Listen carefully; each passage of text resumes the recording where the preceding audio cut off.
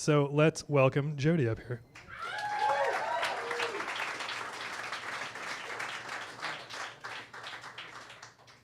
Okay, I brought my beer because like liquid courage and makes me look cooler. So, hi. Cool. Hi, I'm Jodi. So it's June, and I'm sitting with my mother in the backyard of a restaurant in Williamsburg, and things are a little tense. The day before, I dropped my phone in a lazy river at 2 a.m, which is really a story for another time. But if you ask my mom, it fell in the toilet.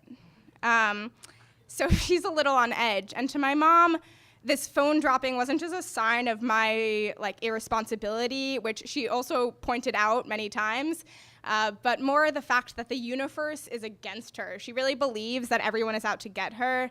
Maybe it's because she has Holocaust survivor parents, which is legitimate, or she grew up in a bad neighborhood in New York in the 70s, when bad neighborhood really, really meant bad neighborhood. But anyway, she believed that things were really, really against her.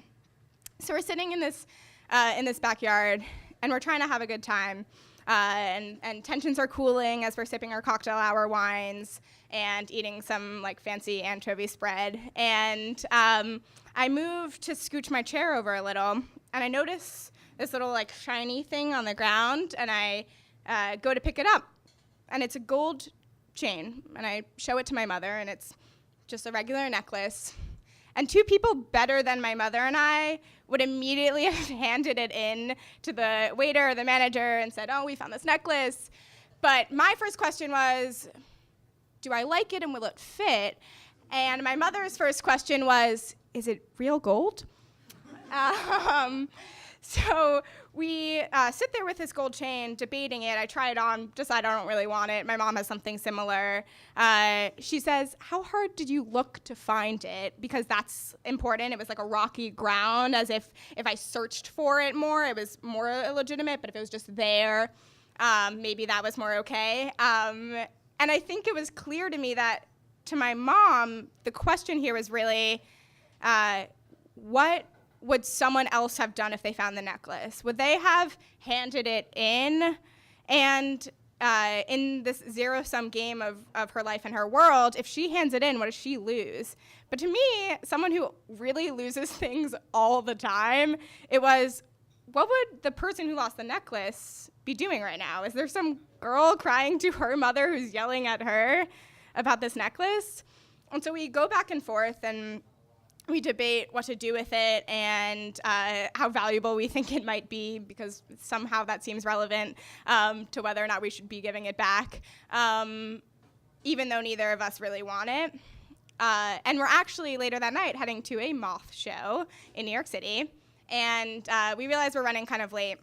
So we finish up our dinner, our pâtés and our wines and whatever, and we make for the door. And as my mom's in the bathroom, I take this gold chain and I hand it to the manager, not because I'm this better person, but really because the guilt of this necklace seemed so overpowering that I was like, I don't want to deal with it. It seems like some national treasure, when you find the treasure, it just is more cursed than it's worth.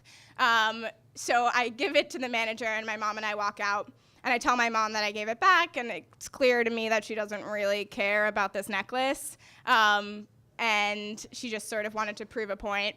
But as we walk out, she says, you know what would happen in a Curb Your Enthusiasm episode? Should we go back and see if the manager's wearing it? Thanks. Good night.